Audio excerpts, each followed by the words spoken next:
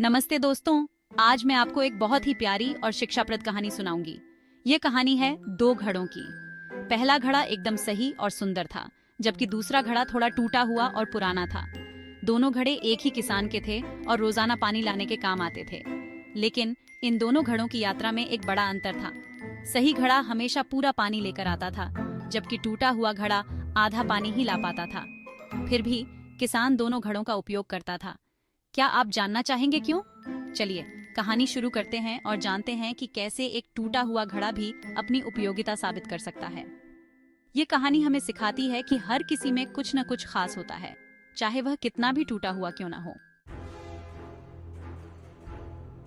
पहला घड़ा बहुत सुंदर था, उस पर कोई दाग नहीं था। वह चमकता हुआ बहुत इमैक्युलेट था, मतलब एकदम बेदाग। दूसरा घड़ा थोड़ा उदास था। उसे अपने अंदर दरार होने का दुख था। वह खुद को इनएडिक्वेट यानी नाकाफी समझता था। उसे लगता था कि वह पूरा पानी नहीं ला पाता। एक दिन टूटे हुए घड़े ने मालिक से माफी मांगी।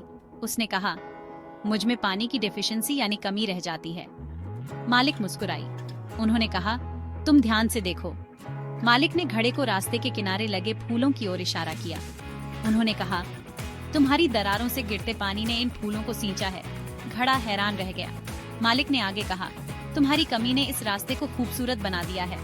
घड़े ने पहली बार अपनी दरारों को एक नई दृष्टि से देखा। मालिक ने कहा, हर किसी में कुछ न कुछ कमी होती है, लेकिन वही कमी किसी और के लिए वरदान बन सकती है। घड़ा अब खुश था। उसने अपनी दरारों को गर्व से देखा। उसने महसूस किया कि उसकी कमी ने किसी और के जीवन में रंग भर दिए थे। इस तरह घड़े ने अपनी कमी को अपनी ताकत बना लिया और वह अब पहले से भी ज्यादा खुश था।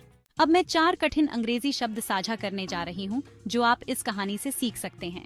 First word, immaculate. This pot is immaculate, यानी इसमें कोई खराबी नहीं है। यह बर्तन बेदाग है, मतलब इसमें कोई कमी नहीं है। यह पूरी तरह से साफ सुथरा और व्यवस्थित है। Second word, इनएडिक्वेट। The cracked pot feels इनएडिक्वेट। इसमें सारा पानी रखने की गुणवत्ता नहीं है, जिससे यह अपने उद्देश्य के लिए अपर्याप्त है। Third word, deficiency. The cracked pot apologizes for its deficiency. टूटा हुआ बर्तन अपनी कमी के लिए माफी मांगता है, जिसका मतलब है इसकी कमी या अभाव।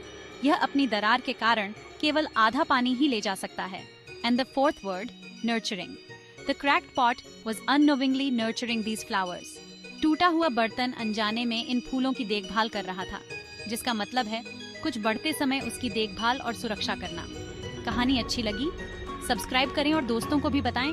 अगर आपको यह कहानी पसंद आई तो सब्सक्राइब करना ना भूलें और इसे अपने दोस्तों के साथ साझा करें। चलिए कहानियों से मिलने वाले ज्ञान और खुशी को फैलाते हैं। अगली कहानी और भी मजेदार होगी। हमारी अगली कहानी के लिए बने रहें, जो और भी रोमांचक और मूल्यवान सबक से भरी होगी। हम इसे आपके साथ साझा करने के लिए उत्सुक हैं।